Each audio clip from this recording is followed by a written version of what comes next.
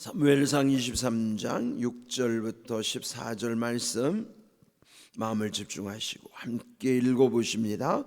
아히멜렉의 아들 아비아달이 그일라 다윗에게로 도망할 때에 손에 봇을 가지고 내려왔더라. 다윗이 그일라에 온 것을 어떤 사람이 사울에게 알림해 사울이 이르되 하나님이 그를 내 손에 넘기셨도다. 그가 문과 문빗장이 있는 성읍에 들어갔으니 갇혔도다. 사울이 모든 백성을 군사로 불러 모으고 그일라로 내려가서 다윗과 그의 사람들을 애워싸려 하더니 다윗은 사울이 자기를 해하려 하는 음모를 알고 제사장 아비아달에게 이르되 에봇을 이리로 가져오라 하고 다윗이 이르되 이스라엘 하나님 여호와여 사울이 나 때문에 이 성읍을 멸하려고 그일라로 내려오기를 꾀한다 함을 주의 종이 분명히 들었나이다. 그일라 사람들이 나를 그의 손에 넘기겠나이까? 주의 종이 들은 대로 사울이 내려오겠나이까? 이스라엘의 하나님 여호와여 원하건대 주의 종에게 일러주소서 하니 여호와께서 이르시되 그가 내려오리라 하신지라. 다윗이 이르되 그일라 사람들이 나와 내 사람들을 사울의 손에 넘기겠나이까 하니 여호와께서 이르시되 그들이 너를 넘기리라 하신지라.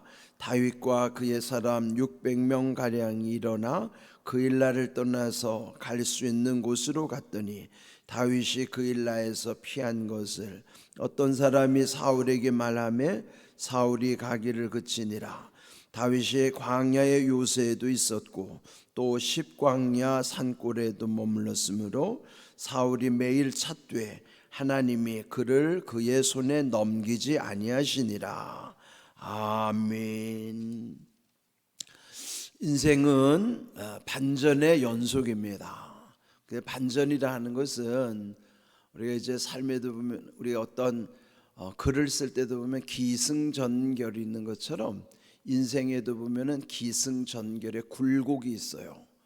이제 모든 게 기라는 게 일어난다는 거고요, 승은 이어간다는 것이고, 저는 반전이 계속 엎치락뒤치락하는 반전이 있다는 것이고, 그걸 통해서 어떤 결론에 이른다는 것이 기승전결이잖아요. 근데 그 기승전결 중에서 이 반전이라고 하는 것, 그 인생은 끊임없이 오락가락 엎치락뒤치락 우왕좌왕 갈팡질팡 그런 반전들이 있어요. 이제 바울이 지금 여기 다윗이 사울로부터 이제 도망을 다니는 거예요. 사울이 이 다윗을 죽이려고 하기 때문에 이 다윗은 이제 끊임없이 도망자 신세가 되는데, 지금 그가 머무르고 있는 곳이 이제 오늘 읽은 이 그일라라고 하는 곳이에요. 그런데 이제 그 그일라는 블레셋이 쳐들어와서 그 그일라 사람들의 곡식을 이제 추수한 것을 훔쳐가고 약탈해가고, 이제 그래서 결국 하나님께 묻고 이제 그일라를 그 블레셋으로부터 이제 구원하는 역사, 블레셋과 싸움에서 그일라를 지켜주는 역할, 그것도 다윗은 하나님께 기도하고 응답받고 한 일이에요. 이제 그런데 그일라에 이 다윗이 있다는 것을 사울이 그 첩보를 듣게 되는 것이죠. 네. 그런데 오늘 읽은 말씀 6절을 보시면은 이미 이 앞에 노업 땅에 참변이 있었는데, 그때 그 아비아달이라고 하는 유일하게 아히멜렉 제사장의 아들 아비아달만 살아난 거예요. 그 노업 땅에 있는 85명의 제사장들이 다 죽게 되고 참변을 당하고, 유일하게 그 아히멜렉의 아들 아비아달만 이제 살아서 도망을 온 것이죠. 근데 오늘 읽은 6절을 보시면은 그 아비아달이 그일라 다윗에게로 도망할 때 손에 에봇을 가지고 왔다 그랬어요. 여러분, 이 에봇이라고 하는 것은 대제사장이 입는 옷이죠. 그러니까 이제 대제사장이 속옷, 겉옷 다음에 그 마지막에 이 조끼처럼 입는 옷이 에봇이라고 하는 옷입니다. 근데 그 에봇에는 이 앞에 주머니가 달려 있어요. 그리고 그 주머니 속에는 우림과 둠밈이라고 하는 두 돌이 들어 있어요. 근데 그는 대제사장이 하나님의 뜻을 이제 응답받을 때, 이제 일명 제비 뽑기를 할 때 우림과 둠밈을 쓰는 거예요. 근데 그 제사장이 입는 에봇을 그래도 그걸 챙겨가지고 다윗에게로 도망을 온 것이죠. 그런데 여기 이제 그일라에 와 있다는 것을 사울이 이제 들은 것이죠. 7절, 다윗이 그일라에 온 것을 어떤 사람이 사울에게 알림해 사울이 이르되 하나님이 그를 내 손에 넘기셨도다. 여러분, 지금 사울이 다윗을 죽이려고 하는데 그일라에 와 있다는 것을 알고, 하나님이 이제는 다윗을 내 손에 넘기는구나, 그렇게 말을 하는 게, 이것도 이제 이 사울의 입장에서 보면 자기 믿음인 거예요. 자기는 하나님의 뜻대로 살지도 않으면서 또 하나님의 뜻을 반하면서, 그러면서 자기 생각대로 자기가 유리하면 하나님이 함께 하신다고 착각하는 거예요. 근데 이런 믿음이 우리 속에도 존재합니다. 믿음은 하나님을 믿는 것이지 내 상황의 유불리를 따라서 믿음으로 평가하면 안 돼요. 이따가 보면 우리가 기분이 좋을 때는 믿음이 좋았다가 기분이 안 좋으면 믿음이 안 좋은 것 같고, 그러면 믿음이 기분 따라 왔다 갔다 하면 그 믿음이 아닌 거예요. 또 나의 상황의 유불리를 따라서 유리하면 하나님이 응답하신 것이고 불리하면 하나님이 함께 하시지 않은 것처럼, 그러니까 내 상황을 따라서 하나님의 응답 주셨다, 그거는 착각하는 믿음이에요. 믿음은 전적으로 하나님의 뜻에 내 삶을 집중하는 것이지, 내 상황의 유불리로 판단하거나 내 기분이 좋고 안 좋고를 따져서 내 믿음을 판단하는 것은 그건 착각이에요. 그러니까 우리가 대체로 이런 믿음으로 이따금 판단하는 경향도 있단 말이죠. 지금 사울이 그런 상황이라고요. 자기 입장에서 유리하니까 하나님이 다윗을 내 손에 붙였다, 이렇게 판단하면서 그가 문과 문빗장이 있는 성읍에 들어갔으니 갇혔도다. 그일라라고 하는 곳은 들어가면은 나올 수 있는 문이 딱 하나밖에 없는, 그래서 도관에든 쥐죠. 그래서 결국 이 사울이 군사들을 모으고 이 다윗을 처단하기 위해서 애워싸고 있는 거예요. 근데 이 상황을 지금 다윗은 모르잖아요. 그런데 9절, 다윗이 사울이 자기를 해하려는 음모를 이제 감지한 다음 제사장 아비아달에게 말하기를 에봇을 이리로 가져오라. 그러니까 대제사장이 입는 그 에봇의 우림 둠밈을 통해서 하나님의 뜻을 알고자 한 것이죠. 그러면서 다윗이 이르되 10절, 하나님 여호와여, 하나님께 묻는 거예요. 사울이 나 때문에 이 성읍을 멸하려고 그일라로 내려오기를 꾀한 다음을 주의 종이 분명히 들었나이다. 그일라 사람들이 나를 그 사울의 손에 넘기겠나이까? 주의 종이 들은 대로 사울이 내려오겠나이까? 그때 이스라엘 하나님 여호와여, 원하건대 주의 종에게 일러주소서, 이렇게 구했는데 하나님이 응답하기를 그가 내려오리라, 그런 거예요. 지금 사울이 온다는 첩보는 듣긴 했는데, 그렇다면은 사울이 왔을 때 이 그일라 사람들이 나를 그 사울에게 넘기겠습니까? 그랬더니 하나님이 응답하기를 그일라 사람들이 아마 너를 분명히 이 사울에게 넘길 거다. 여러분, 이게 그일라의 입장에서 보면 다윗은 은인이죠. 블레셋으로부터 그들을 구원해주고 그들을 보호하고 있는 은인임에도 불구하고, 그러니까 은혜를 받았음에도 불구하고 또 이 그일라 사람들이 왕이 내려온다 그러면 얼마나 두렵겠어요. 그러면 왕이 내려와서 다윗을 찾을 때 그 사람들이 이 다윗을 지켜줘야 맞는데, 하나님은 너를 지켜주지 않고 너를 내줄 거다. 이게 여러분, 이게 우리 인생의 연약함이에요. 은혜 받을 때하고 또 자기 상황이 불리해지면은 그거 다 잊어버리는 거예요. 얼마든지 인간은 배신하는 존재라고요. 물론 다 그런 건 아니죠. 끝까지 신의를 지키고 절개를 지키는 사람도 있어요. 근데 대체로 보면은 자기 유리하고 불리함에 따라서 오락가락하는 게 인생이라고요. 그래서 여러분, 사람을 믿으면 안 되고 더 정확하게 자기도 믿으면 안 돼요. 저도 저를 안 믿습니다. 우리의 믿음은 오직 하나님만 믿는 거지 나를 믿는 것도 아니고, 나도 못 믿는데 또 누굴 믿습니까? 그 믿는다고는 상대적 믿음의 관계지 100% 절대적으로 믿을 수 있는 분은 오직 하나님밖에 없어요. 우리가 서로를 믿는다는 것은 상대적으로 믿는 거예요. 상대적이라면 100% 믿는 게 아니라 상황에 따라서 믿을 수 있는 존재인 것이지, 어떤 상황이고 100% 믿을 수 있는 게 아니에요. 사람은 그런 존재란 말이에요. 우리는 악한 존재고 약한 존재이기 때문에 100%가 될 수가 없어요. 그래서 여러분, 자기를 믿는 것도 그것도 착각이고, 우리가 하나님만 100% 절대적으로 믿는 것이지 사람에 대한 절대적 신뢰는요 있을 수가 없어요. 그러면 이런 상황을 통해서 우리가 이해를 하는 거예요. 나도 연약한 존재고 그도 연약한 존재고, 나도 악한 존재고 그도 악한 존재예요. 인생은 다 이 두 가지 악함과 약함에 이 모든 우리의 한계가 있단 말이에요.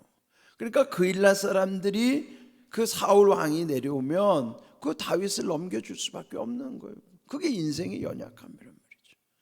그래서 이제 다윗이 하나님의 응답을 듣고, 그런 다음에 또 12절, 다윗이 그일라 사람들이 나와 내 사람들을 사울의 손에 넘기겠나이까? 또 물어본 거예요. 그때 여호와께서 이르시되 그들이 너를 넘기리라. 하나님이 응답 주셨으면 이제 응답대로 가는 거예요. 이 다윗은 앞에서도 그일라가 이제 블레셋에 침공을 당했을 때도 무작정 가서 싸움을 한 게 아니라 하나님께 묻고 응답받은 다음에 했던 것처럼 지금 이 상황에서도 하나님께 묻고 응답받은 다음에 행하는 거예요. 그러니까 우리가 다윗에게서 이런 좋은 점은 배워야 된다고요. 우리도 어떤 일을 하든지 그냥 하는 게 아니라 그 일이 크고 작든지 늘 하나님께 물어야 돼요. 기도하는 것이죠. 그러면서 그 기도할 때에 말씀 가운데 응답을 주실 수도 있고요, 어떤 상황 속에서나 또 어떤 대화 속에서도 우리의 관심사 속에는 하나님의 응답의 채널이 다양하지만은 깨닫게 하시는 은혜를 통해서 응답을 주시는 거예요. 여러분이 기도의 응답이 이렇게 중요한 것입니다. 그리고 결국 13절, 다윗과 그의 사람 600명 가량 일어나 그일라를 떠났다. 여러분, 앞에서 보면은 아둘람굴에 있을 때 다윗을 추종하는 사람들이 400명 가량이라고 그랬어요. 근데 여기 그일라에서 떠날 때는 600명 가량으로 늘어났다는 거예요. 그럼 뭡니까? 그일라에서 200명이 사람들이 또 합세한 거예요. 400명이었는데 600명으로 늘어나는 거예요. 그건 뭘까요? 다윗을 따르는 이들이 점점 늘어가는 거예요. 그러면 지금 이 다윗은 믿을 수 있는 존재도 아닌데 어떻게 이렇게 사람들이 따를까요? 그만큼 지도자로서 다윗을 신뢰했기 때문에 이렇게 다윗을 따를 수 있었던 것이죠. 그러면 이 다윗이 이렇게 따를 수 있는 지도자라고 하는 것은 그 비결이 뭐겠습니까? 하나님께 기도하는 사람일 뿐만 아니라 하나님의 응답을 그들도 옆에서 보았기 때문에. 그러면 여러분, 이런 지도자의 역할도 중요한 것이죠. 그래서 결국 그 600명과 함께 더불어 그일라를 떠나고 갈 수 있는 곳으로 갔더니 그랬어요. 오늘 제목이 갈 수 있는 곳으로 갔더니 그랬어요. 여러분 지금 다윗은 어디를 가도 위험하다고요. 그러면은 인간적인 눈으로 보거나 세속적인 판단으로 볼 때는 갈 수 있는 곳이 없어요. 그러면 여기 성경에서 갈 수 있는 곳으로 갔더니라는 표현은 뭘까요? 그 갈 수 있는 곳으로 간 게 하나님이 함께 하시는 곳이에요. 하나님이 떠나라고 했으니까 하나님을 믿는 그 절대적인 신뢰관계를 가지고 일단은 그 일날을 떠나서 갈 수 있는 곳으로 하나님의 인도하심을 받고 가는 거예요. 인생은요, 갈 수 있는 곳으로 가야 되는 거예요. 근데 왜 문제가 생기는가? 갈 수 없는 곳, 가서는 안 되는 곳을 가기 때문에 문제가 생겨요. 가서는 안 되는 곳이 뭐예요? 거기 죄 짓는 곳은 가서는 안 되는 곳이란 말이에요.